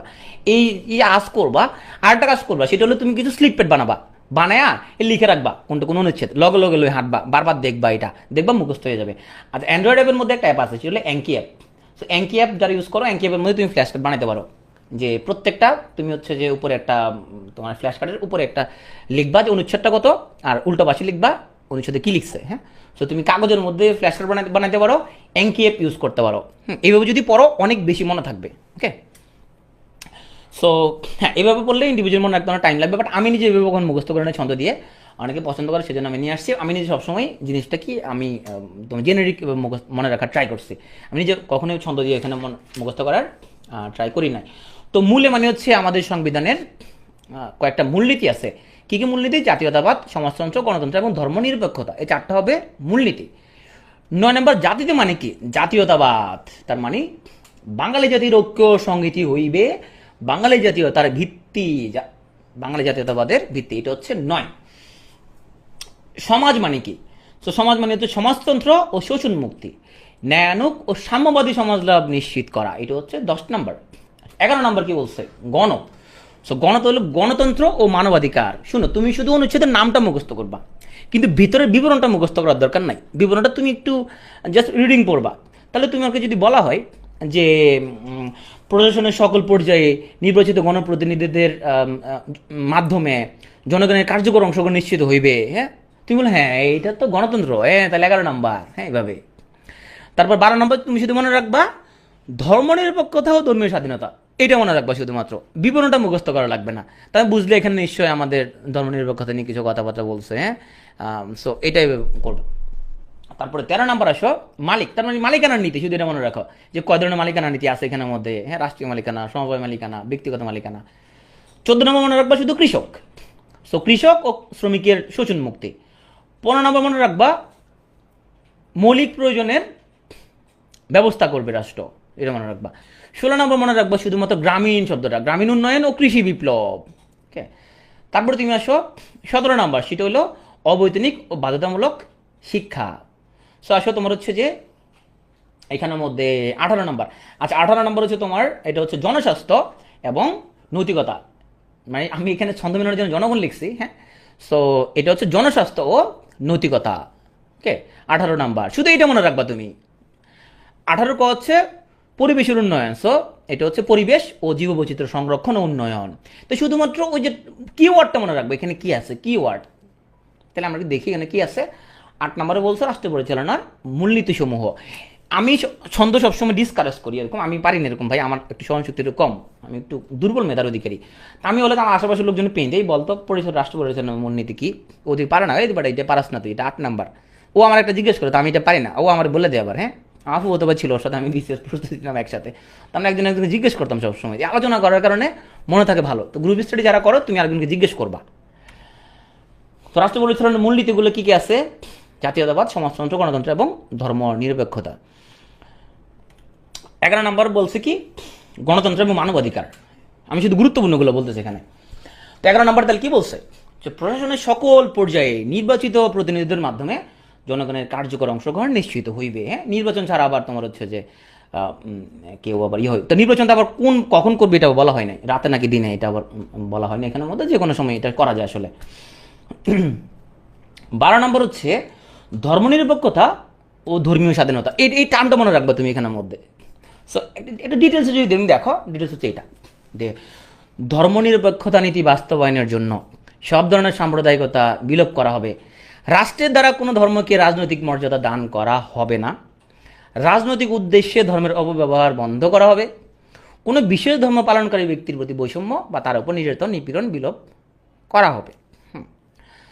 সো অনেকে প্রশ্ন করে রাষ্ট্রের দ্বারা কোনো ধর্মকে রাজনৈতিক মর্যাদা দান করা যদি না হয়তো রাষ্ট্রধর্ম এই বিষয়টা সাংঘর্ষিক কিনা। রাষ্ট্রধর্মটা সংবিধানে অ্যাড হয় কিন্তু অনেক পরে এরশাদের আমলে। সো এটা কিন্তু 72 সংবিধানে কিন্তু অ্যাড করা হয় নাই। তো এটার আনসার আমি দিব না, আনসার দিলে আবার পরে ঝামেলা হতে পারে, পরে আবার তোমরা আবার দুই গ্রুপ হয়ে যাবা, দুই গ্রুপ হয়ে মারামারি লাগাবা, পরে আমার নামে স্ট্যাটাস দিবা যে আরফিন ডাক্তার হচ্ছে যে এইভাবে কথা বলছে, পরে আমার নামে আবার যাইব না, আমার মারতে আসবে পরে। দরকার না আমি এটা নিয়ে কথা না বলি। সো এখন তুমি প্রশ্ন করতে পারো ভাইয়া অনুচ্ছেদগুলো কি মুখস্থ করতে হবে? 37তম লিখিত যেটা আসছিল যে ধর্মনিরপেক্ষতার 37তমতে নাকি 35তম আছে আমি ভুলে গেছি, একবার লিখিত পরীক্ষা আসছিল 35 বা 37, ওখানে আসছিল 12 নম্বর অনুচ্ছেদটা লেখেন, আলোচনা করেন একটু। হ্যাঁ, ভাইয়া জিজ্ঞেস করতে পারে যে আপনি ধর্মনিরপেক্ষতার অনুচ্ছেদটাকে আলোচনা করেন, তো ভাইয়া এটাকে মুখস্থ করতে হবে? একই ধারণা, মুখস্থ করতে হবে এটা এরকম মুখস্থ করতে হবে না রে ভাই, মুখস্থ করতে হবে না। এটা তুমি কি করবা, তুমি বিষয়বস্তুটা দেখতে হবে, মুখস্থ করা লাগবে না, তুমি হুবহু মুখস্থ করা লাগবে না। তুমি এই জিনিসটা, এটা যেহেতু গুরুত্বপূর্ণ একটা ধারা, তুমি কয়েকবার পড়বা, পড়ে নিজের মতো করে তুমি জাস্ট জেনে বুঝে তুমি একটু নিজের মতো করে তুমি লিখবা যে সাম্প্রদায়িকতা বিলোপ করাবে। তুমি জানোই এটা ধর্মনিরপেক্ষতা নীতি আছে 12 নম্বরে, তো লিখবে এটা অনুযায়ী কোনো কাউকে সুবিধা বেশি দেওয়া হবে না, রাজনৈতিক মর্যাদা দেওয়া হবে না, তারপরে কারো প্রতি বৈষম্য করা যাবে না। হ্যাঁ, এইরকম তুমি নিজের ভাষায় তুমি এসে লিখবা, কিন্তু তোমাকে মুখস্থ করতে হবে না অনুচ্ছেদটা হুবহু। হ্যাঁ, 17 নম্বর হচ্ছে অবৈতনিক এবং বাধ্যতামূলক শিক্ষা, যেগুলো আমি আলাদা করে দিই সেগুলো বেশি ইম্পর্টেন্ট। হ্যাঁ, 18 নম্বর হচ্ছে জনস্বাস্থ্য ও নৈতিকতা। তার টার্মটা মনে রাখো, অনুচ্ছেদের হেডলাইনটা হচ্ছে জনস্বাস্থ্য ও নৈতিকতা। হেডলাইনের ভিতরে কি আছে? ভিতরে হচ্ছে এ মদ আর জুয়া হচ্ছে নিষিদ্ধ। তাহলে পরীক্ষা আসতে পারে সংবিধানের কত নম্বর অনুচ্ছেদ অনুযায়ী মদ জুয়া নিষিদ্ধ। হ্যাঁ, এটা আসতে পারে। এখন আসো আমরা আমাদের প্রথম অনুচ্ছেদে আরও কয়েকটা গুরুত্বপূর্ণ, আমাদের দ্বিতীয় অধ্যায়ে আরও কয়েকটা গুরুত্বপূর্ণ তোমার হচ্ছে যে অনুচ্ছেদ আছে, যেটা নিয়ে আমার ছন্দের মধ্যে আমরা আনি নাই। তাহলে 22 নাম্বার, তাইলে 22 তো 2 থেকে 2 পৃথক করবা। হ্যাঁ, তো 22 নাম্বার বলছে নির্বাহী বিভাগ থেকে বিচার বিভাগ পৃথকীকরণ। জিনিসটা আসলে কি? আচ্ছা, বিচার আচার করার জন্য কি আছে? কোর্ট আছে, তাই না? কোর্টে যারা বিচার করে তারা হচ্ছে বিচারক, তাই না? জজ আছে এখানের মধ্যে, তারা হলে বিচারক। হ্যাঁ, বিচারপতি। আর নির্বাহী বিভাগ মানে কি? যারা এক্সিকিউট করে। কে আছে এক্সিকিউট কারা করে? ধরো তোমার এসি ল্যান্ড আছে, তোমার হচ্ছে যে ইউনো আছে, তারপরে জেলায় তোমার ডিসি আছে, তাই না? এখন তারাও কিন্তু মোবাইল কোড করে। তারা মোবাইল কোড করে না? করে কেন মোবাইল কোড করে? তো এখন ইউনো মোবাইল কোড করে, এসি ল্যান্ডও মোবাইল কোড করে, নির্বাহী ম্যাজিস্ট্রেট নাম দিয়ে মোবাইল কোড করে, তারা আবার শাস্তি দেয়, জরিমানা করে। তাহলে এটা বিচার কাজ কিনা বলো? এই যে তারা যে তোমার মোবাইল কোড করে, এটা বিচার কাজ কিনা? এটা বিচার করতেছে, তাই না? এখন যেহেতু বিচারক না, সে তো বিচারকের উপর সে পড়াশোনা করে নাই, সে তো এখানে অ্যাডমিন ক্যাডারে চাকরি পেয়েছে, মানে হচ্ছে তোমার তার মেন কাজ হলো নির্বাহী বিভাগ, তাই না? সো এখন আমাদের স্বাধীনতার পর থেকে একদম দীর্ঘ বছর তোমার হচ্ছে যে একই সাথে তোমার হচ্ছে যে নির্বাহী বিভাগের লোকজনই তোমার একই সাথে হচ্ছে তোমার বিচার আচার করতে এখনও করতেছে। আচ্ছা, এটা মেন ঘটনাটা হচ্ছে বিচার বিভাগ জিনিসটাই ছিল নির্বাহী বিভাগের আন্ডারে। তো এখন এটা তো বেশ প্রবলেম। তার মানে হচ্ছে তোমার বিচারকদের উপরে নির্বাহী বিভাগ প্রভাব বিস্তার করবে। হ্যাঁ, তার মানে হচ্ছে আইন সচিব তোমার বিচারকদের উপরে সে এখন বসগিরি করবে। এটা তো একটা প্রবলেমের ব্যাপার। তো ওটা তো এখনও আছে যে তোমার নির্বাহী বিভাগের লোকজন বিচার আচার যে করে, এটা এখন আছে। যদিও তোমরা জানো হাইকোর্ট বলছে যে তোমার মোবাইল কোর্ট পরিচালনা অবৈধ। সো এরপরে এটা পুরোপুরি অ্যাক্টিভেট হয় না। সো এটা একটা প্রবলেম। এই প্রবলেমের জন্য কি হলো, তোমার 1995 সালে একটা মামলা হয়েছে, যে সংবিধান আছে নির্বাহী বিভাগ বিচার বিভাগ থেকে আলাদা থাকবে। সো এটা তো এখন একসাথে আছে, তাহলে এটা তো হয় না। 19 নভেম্বর 1995 সালে এই মামলাটা করে তৎকালীন সাব জজ মাজদার হোসেন। মামলার নাম হচ্ছে মাজদার হোসেন বনাম বাংলাদেশ। তো দেখো এই মামলা কিন্তু তোমার ঝুলেছিল। মামলার তোমার হচ্ছে যে সুপ্রিম কোর্ট কিন্তু তোমার রায় দিয়ে দিছে 2রা ডিসেম্বর। হ্যাঁ, রায় কিন্তু দিয়ে দিছে। তো তখন ছিল প্রথম আওয়ামী লীগ সরকার, এরপর বিএনপি সরকার আসলো। তো কে কিন্তু এটা আবার কার্যকর করতেছে না, কারণ এটা কার্যকর করলে আবার তোমার কি হয়ে যাবে, বিচারকদের উপরে প্রভাব থাকবে না। বিচার বিভাগ কিন্তু সবাই নিজের আন্ডারে রাখতে চায়। তো এখন তো এটা একটা মহা সমস্যা, এভাবে নিজের আন্ডারে রাখলে তো সমস্যা। তো তখন এইটা হলো কেয়ারটেকার গভর্নমেন্ট যখন আসলো 7 সালে, তখন কেয়ারটেকার গভর্নমেন্ট তখন ওরা এইটা বাস্তবায়ন শুরু করে দিছে 1 নভেম্বর 2007 সালে। তারিখগুলো খুব গুরুত্বপূর্ণ কিন্তু। 7 সালে যে তোমার কেনা ছিল মঈনুদ্দিন ফখরুদ্দিন, হ্যাঁ, ওদের কেয়ারটেকার গভর্নমেন্ট এই তখন স্বাধীন বিচার বিভাগে যাত্রা শুরু করছে। তখন জুডিশিয়ারি কি হয়ে গেছে, আলাদা হয়ে গেছে। তাহলে এখন বিচার বিভাগ কার আন্ডারে আছে? আইন সচিব নাকি প্রধান বিচারপতি? কি মনে হয় তাহলে তোমাদের? আইনজীবীর আন্ডারে নাকি তোমার হচ্ছে প্রধান বিচারপতির আন্ডারে? প্রধান বিচারপতির আন্ডারে, এক্স্যাক্টলি। এখন এটা আলাদা একটা ডিপার্টমেন্ট, রাইট। এখন কিন্তু আর নির্বাহী বিভাগের আন্ডারে কিন্তু নাই। তো আসো আমরা এখন 23-এর ক ছবি দেখে কি মনে হয়? 23-এর ক, এখন আমরা দ্বিতীয় অধ্যায়ে আসি। 23-এর ক দেখে কি মনে হয়? উপজাতি, ক্ষুদ্র জাতিসত্তা এবং নৃগোষ্ঠী সংস্কৃতি রাষ্ট্র সংরক্ষণ করার ব্যাপারে উদ্যোগী হবে। এটা হচ্ছে 23-এর ক। এটা কিন্তু আগে পড়াইছিলাম তোমাদেরকে। 24, এটা হচ্ছে জাতীয় স্মৃতি নিদর্শন। সো রাষ্ট্র ঐতিহাসিক স্মৃতি নিদর্শন রক্ষা করবে, 24 নম্বর। এখন আসি আমরা 25 নম্বর কি বলছে? 25 নম্বর বলছে পররাষ্ট্রনীতি, আন্তর্জাতিক শান্তি, নিরাপত্তা ও সংগতির উন্নয়ন। তাহলে তোমাকে যদি বলে পররাষ্ট্রনীতি নিয়ে কোথায় বলা হয়েছে, তখন তুমি সাথে চিন্তা করবে এটা, হ্যাঁ এটা পররাষ্ট্রনীতি তো 25 নম্বর অনুচ্ছেদ, তুমি সেখানে চলে যাবা। এখন কি বলছে এখানের মধ্যে? যে শক্তি প্রয়োগ পরিহার করতে হবে, নিরস্ত্রীকরণ করতে হবে, প্রত্যেক জাতির তাদের যে সামাজিক অর্থনৈতিক এগুলোকে সমর্থন জানাইতে হবে, হ্যাঁ, সাম্রাজ্যবাদ, উপনিবেশিকতাবাদ, বর্ণবৈষম্যের বিরুদ্ধে আমরা হচ্ছে অবস্থান গ্রহণ করতে হবে। তুমি শুধু অনুচ্ছেদের নামটা মুখস্থ করবা, পররাষ্ট্রনীতি। সো বঙ্গবন্ধুর পররাষ্ট্রনীতিতে ছিল সকলের প্রতি বন্ধুত্ব এবং কারোর প্রতি বিদ্বেষ না। এটা হচ্ছে বঙ্গবন্ধুর পররাষ্ট্রনীতি। এবং বঙ্গবন্ধু বলছিল আমি বাংলাদেশকে প্রাচ্যের সুইজারল্যান্ড হিসেবে দেখতে চাই, বঙ্গবন্ধু। তো এখন আমাদের প্রথম অনুচ্ছেদ এখানে কয়েকটা আছে নারীর অধিকার নিয়ে। আর আমাদের দ্বিতীয়, আমি শুধু অনুচ্ছেদের অধ্যায় ইয়ে করতেছি, এগুলো অধ্যায়, দ্বিতীয় অধ্যায় বা আমাদের যে দ্বিতীয় ভাগ সেখানে, এবং আমাদের এর পরের কয়েকটা ভাগের মধ্যে কিন্তু নারীর অধিকার নিয়ে কথা বলা আছে। আমরা দেখি কি বলছে এখানে। 19-3 এখানে নারীর সর্বস্তরে নারীর অংশগ্রহণ এবং সুযোগের সমতা নিশ্চয়তা দেওয়া হয়েছে। তারপর 28-2 সর্বস্তরে নারী পুরুষের সমান অধিকার এখানের মধ্যে দেওয়া হয়েছে। তাহলে এটা হচ্ছে সমান অধিকার, আর এটা হলো সুযোগের সমতার নিশ্চয়তা। হ্যাঁ, আচ্ছা। 29 বলছে সরকারি নিয়োগ লাভে সুযোগের সমতা, আর 65-3 বলছে সংরক্ষিত নারী আসন। এটা আসলে তোমার লিখিত পরীক্ষা কাজে আসতে পারে যে সংবিধান নারী অধিকার এবং ক্ষমতায়নে কোনটা অনুচ্ছেদ আছে। তারপরে তোমার হচ্ছে আসতে পারে, তোমার ভাইভাতে জিজ্ঞেস করতে পারে নারীর অধিকারের আপনি কয়েকটা অনুচ্ছেদের নাম বলেন, হ্যাঁ, এরকম আসতে পারে তোমার। তো এখন আসো আমরা যারা যারা আগে 10 নম্বর করে দিছিলা, তো এখন আবার তুমি 10 নম্বর অ্যাড করবা যদি তুমি সঠিক অ্যান্সার দিতে পারো। অবৈতনিক ও বাধ্যতামূলক শিক্ষা কোন অনুচ্ছেদ? আমরা ক্লাস আর 20 মিনিটের মধ্যে শেষ করার ট্রাই করব, 20 মিনিট।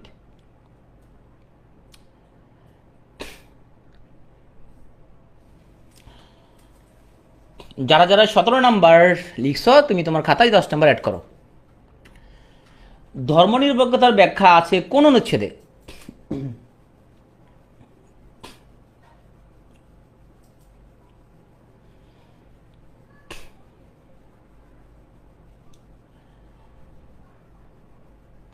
বারো নম্বর অনুচ্ছেদ। ওকে, যা 12 নম্বর লিখছো তুমি খাতায় 10 নম্বর অ্যাড করো। তুমি মারাত্মক ট্যালেন্ট দেখি। সুমাইয়া বলছে 22 না, সুমাইয়া 22 না, 22 তুলো যে পৃথক করা, 2 থেকে 2 পৃথক করা, নির্বাহী থেকে বিচার বিভাগ পৃথক করা। মদ্য নিষিদ্ধ কোন অনুচ্ছেদে?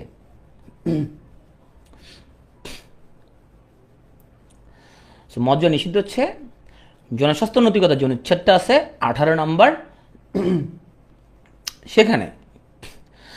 তাহলে তুমি যখন পড়বা বারবার পিছনের দিকে চিন্তা করবা, হ্যাঁ এইটা কত নম্বর, এটা কত নম্বর, এভাবে চিন্তা করতে থাকবা বারবার, তো মনে থাকবে। এখন আসলে আমরা তৃতীয় অনুচ্ছেদ, এটা পড়ে আজকে শেষ করবো। তবে এটার আলোচনাটা আজকে আমরা করবো না, মূলত আমরা শুধু ছন্দ এবং অনুচ্ছেদগুলোর নাম বলে আজকে ক্লাস আমরা শেষ করব। তো চলো আমরা সবাই এটা আমরা হেলে দুলে পড়ি। আইনের সমতা, ধর্মের বৈষম্য, নিয়োগে সমতা, খেতাবগুলো নিষিদ্ধ। 27 থেকে শুরু। হ্যাঁ, আমরা তৃতীয় অধ্যায়ে চলে আসছি। 26 থেকে 47 ক, আমরা থার্ড চ্যাপ্টারে চলে আসছি। আইনের সমতা, নিয়োগ, ধর্মের বৈষম্য, নিয়োগে সমতা, খেতাবগুলো নিষিদ্ধ। আইনের আশ্রয়ে জীবনের রক্ষণ, গ্রেপ্তার ও আটকে জবরদস্ত এই মন। সো বিচারেই রক্ষণ। সো এটা বারবার এটা পড়বা। সাঁতার হচ্ছে আইনের সমতা। তাহলে আমি শুধু অনুচ্ছেদের নামগুলো বলবো, আজকে আলোচনা করবো না, এখানে কালকে আলোচনা করবো। সো আইনের দৃষ্টিতে সমতা লাভ অধিকার সবার আছে। 28 নম্বর হচ্ছে ধর্ম দ্বারা কারো কাউকে কোনো বৈষম্য করা যাবে না। ধর্ম, গোষ্ঠী, বর্ণ, নারী পুরুষ প্রভৃতির কারণে বৈষম্যটা নিষিদ্ধ। তারপরে 29 হচ্ছে যে সরকারি নিয়োগ লাভে সুযোগের সমতা, মানে কোটা ব্যবস্থার এখানে যে বিলোপ নিয়ে কথা বলা হয়েছে সেটা হচ্ছে 29 নম্বর। তুমি জানো কোটা বিরোধী আন্দোলনে কিন্তু এটা নিয়ে ওরা কথা বলতেছিল যে সংবিধান অনুযায়ী কোটা তো রাখা উচিত না। খেতাবগুলো নিষিদ্ধ। খেতাবগুলো নিষিদ্ধ মানে হচ্ছে যে রাষ্ট্রপতির অনুমতি ছাড়া বিদেশি খেতাব বা সম্মান গ্রহণ কিন্তু নিষিদ্ধ, রাষ্ট্রপতির অনুমতি নেওয়া কিন্তু লাগবে। সো রেবেকাকে ধরো তোমার ব্রিটেন নাইটহুড উপাধি দিল, তখন হয়ে যাবে কি স্যার রেবেকা। তো স্যার রেবেকাকে নাইটহুড নিতে হলে কিন্তু রাষ্ট্রপতির অনুমতি নেওয়া লাগবে, নাহলে কিন্তু ওরে ধরবে, এই তুমি রাষ্ট্রপতির অনুমতি ছাড়া তুমি হচ্ছে যে খেতাব নিতে গেলা এখন, হ্যাঁ কার অনুমতি নিয়ে গেছো। তো আইনের আশ্রয়ে জীবনের রক্ষণ, গ্রেপ্তার ও আটকে জবরদস্ত ইমন। তাহলে আইনের আশ্রয় মানে কি, তুমি সবাই আইনের আশ্রয়ে নেওয়ার অধিকার আছে সবার। তারপরে তোমার হচ্ছে যে 32 হচ্ছে তোমার জীবনের রক্ষণ, তার মানে এখানের মধ্যে আমাদের ব্যক্তি স্বাধীনতার তোমার হচ্ছে নিশ্চয়তা দেওয়া হয়েছে।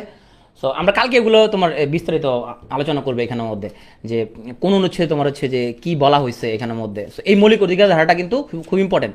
অনেকে প্রশ্ন করে যে ভাই এখানে কি সবগুলো কি আমার এখানে মুখস্থ করা লাগবে, না সবগুলো না, মৌলিক অধিকারটা বেশি ইম্পর্টেন্ট, এরপর এগুলো তুমি একদম জাস্ট পিক করবা কোনটা কোনটা করবা। 32 বলা হয়েছে যে তুমি কাউকে যে ব্যক্তি স্বাধীনতা থেকে এবং কাউকে বঞ্চিত করা যাবে না, তার মানে জীবন ও ব্যক্তি স্বাধীনতার অধিকার রক্ষা, এটা 32 নম্বর। 33 বলছে গ্রেপ্তার ও আটকে রক্ষা কবচ, তার মানে তুমি কোনো ব্যক্তি গ্রেপ্তার করলে যত তাড়াতাড়ি সম্ভব তাকে কারণ জানাইতে হবে, কারণ না জানে আটক রাখা যাবে না। ওই যে বলে না, ওই যে যখন গ্রেপ্তার করতে আসে কি বলে, কয় আপনার আপনার কাছে কি ওয়ারেন্ট আছে, তাই না, জিজ্ঞেস করে না ওয়ারেন্ট আছে কিনা আপনার কাছে, পরোয়ানা আছে, পরোয়ানা ছাড়া তো তোমার, হ্যাঁ এটা সংবিধানে বলা আছে 33 নম্বর অনুচ্ছেদ অনুযায়ী যে তুমি পরোয়ানা লাগবে। তারপরে তুমি হচ্ছে গ্রেপ্তার এবং কাউকে যদি গ্রেপ্তার করা হয়, সিনেমাতে দেখো এটা, হ্যাঁ। সো গ্রেপ্তার করার পরে 24 ঘন্টার মধ্যে তাকে নিকটতম ম্যাজিস্ট্রেটের কাছে হাজির করতে হবে, এই চেয়ে বেশি সময় তুমি তাকে আটক রাখতে পারবে না। তাহলে একটা জিনিস বুঝতে পারছো, ধরো একজনকে গ্রেপ্তার করা হলো, 5 দিন হয়ে গেছে, ম্যাজিস্ট্রেটের কাছে আনে নাই, তো তোমার কিন্তু আইনশৃঙ্খলা বাহিনী কিন্তু স্বীকার করে না। তারা কি বলে, তারা বলে আমরা গতকালকে মাত্র ওরে গ্রেপ্তার করছি। এটা কেন, কারণ 24 ঘন্টা পার হইলে তার মানে সে সংবিধান লঙ্ঘন করছে, এই জন্য জিনিসটা তোমার হচ্ছে যে বলা হয়। আচ্ছা, তো জবরদস্ত ইমন, তার মানে তুমি এখানে জবরদস্তি কোনো তোমার হচ্ছে যে শ্রম এগুলো এখানের মধ্যে করা যাবে না। তারপরে ফৌজদারি বিধি অনুযায়ী তুমি কাউকে খুব মানে প্রচণ্ড রকমের তোমার যেটা খুব মানে অমানবিক তোমার হচ্ছে যে তোমার কাউকে শ্রমের কাজ করানো যাবে না। কেউ অপরাধ করছে, তুমি তাকে অমানবিক কোনো কিছু করাতে পারবে না তুমি তাকে, হ্যাঁ এটা হলো জবরদস্তি ইমন, এটা মনে রাখবা। মানে সকল জবরদস্তিমূলক শ্রম এখানের মধ্যে নিষিদ্ধ। বিচারের রক্ষণ, এটা হচ্ছে 35 নম্বর। সো এখন আলামিন যদি, তাহলে সেক্ষেত্রে একটা $1,000,000 প্রশ্ন, আলামিন যদি ওর বউরে বলে তোমার হচ্ছে যে, ও বউ বলে আমি ভাত রান্না করবো না, আলামিন যদি জবরদস্তি করতে চায়, ও যদি বলে আমি রান্না করবো না, তখন এই সংবিধান লঙ্ঘন হবে কিনা, এটার উত্তর অবশ্যই আমি দিতে পারবো না, এটার উত্তর খুব কমপ্লেক্স, এটা সংবিধান বিশেষজ্ঞ তারাও কিন্তু এটা দিতে পারবে না, তারাও কিন্তু ঝামেলায় পড়ে যাবে, এটা আসলে কোন ধারায় পড়বে। ওর বউ যদি বলে তুমি জবরদস্তি করতেছো কিন্তু, হ্যাঁ আমি ভাত রান্না করবো না, সো হ্যাঁ মাঝে মধ্যে রাগ করলে এটা বলতে পারবে। সো আসো, এটাও মনে রাখতে পারো, তুমি জীবনে একবার গ্রেপ্তার হলে জবরদস্তি বিচার হয়, এটা মনে রাখতে পারো। সো জীবনে একবার, তার মানে জীবনে হচ্ছে তোমার একবার হচ্ছে তোমার এটা গ্রেপ্তার হচ্ছে যে জীবনে একবার, এটা জীবনে মানে হচ্ছে তোমার কারণ জীবন ব্যক্তি স্বাধীনতার অধিকার, গ্রেপ্তার মানে হচ্ছে গ্রেপ্তার আটকে রক্ষা কবচ, 34 হচ্ছে তোমার জবরদস্তি শ্রম করা যাবে না, 35 হচ্ছে বিচারের রক্ষণ। তো তুমি যেমনি খুশি এমনি মুখস্থ করতে পারো ভাই, তুমি ছন্দ নাও মুখস্থ করতে পারো, আমি ছন্দমন্দ এগুলো ফলো করি না, তুমি ফলো করলেও করতে পারো, না করলে নাই, আমি ছন্দমন্দ কম পছন্দ করি, তুমি ভালো লাগলে ফলো করো, তবে তুমি বারবার রিডিং করবা। আইনের সমতা, ধর্মের বৈষম্য, নিয়োগের সমতা, খেতাবগুলো নিষিদ্ধ, হ্যাঁ আইনের আশ্রয়, জীবনের রক্ষণ, গ্রেপ্তার আটকে জবরদস্তি ইমন, বারবার রিডিং করবা, হ্যাঁ বিচারের রক্ষণ এভাবে। তারপর আসো চশমা সংবাক। সো আমরা শেষ করবো কিছুক্ষণের মধ্যে। 36, 37, 38, 39, তাহলে চতে হচ্ছে যে একটা আছে সংবাক, কোনটা থেকে আমরা ব্যাখ্যা করতেছি, তাহলে চতে আমাদের 36 নম্বর হচ্ছে চলাফেরার স্বাধীনতা, 37 হচ্ছে সমাবেশের স্বাধীনতা, 38 হচ্ছে সংগঠনের স্বাধীনতা, 39 হচ্ছে চিন্তা, বিবেক এবং বাক স্বাধীনতা। তাহলে তোমরা চাইলে কোনো সংগঠন খুলতে পারো, কোনো গ্রুপ খুলতে পারো, হ্যাঁ এগুলো সংবিধান অনুযায়ী তুমি সেটা করতে পারো। তো মৌলিক অধিকার যদি লঙ্ঘন হয় তাহলে 102 নম্বর ধারা অনুযায়ী সুপ্রিম কোর্টে মামলা দায়ের করা যায়। এখন আমরা ক্লাসের শেষ দিকে চলে আসছি। সো তোমরা যারা সঠিক উত্তর দিতে পারবা 10 নম্বর করে অ্যাড করবা। আইনের দৃষ্টিতে সমতা কত অনুচ্ছেদ, যারা কারেক্ট আছে দিবা তুমি হচ্ছে 10 নম্বর অ্যাড করো। আইনের দৃষ্টিতে সমতা কত নাম্বার? যারা 27 নাম্বার লিখছো তুমি 10 নাম্বার অ্যাড করো। সমবায় স্বাধীনতা কত নাম্বার? চশমা সংবাদ, চশমা সংবাদ, চ হলো 36, চশমা সংবাদ।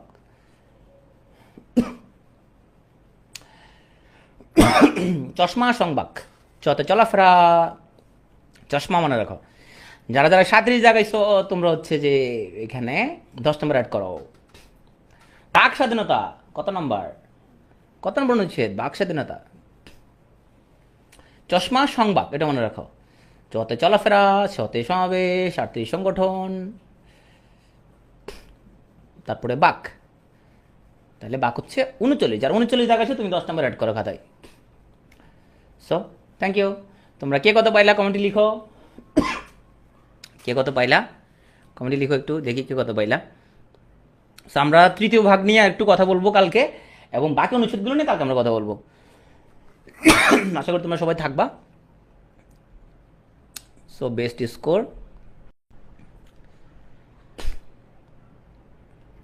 পল্লী সঞ্চয় ব্যাংক প্রতিষ্ঠা সাল আছে, আমি দেখে নিব সেটা। ওকে, যারা এতক্ষণ ছিল ফেসবুক আমার সাথে তোমাদেরকে অসংখ্য ধন্যবাদ।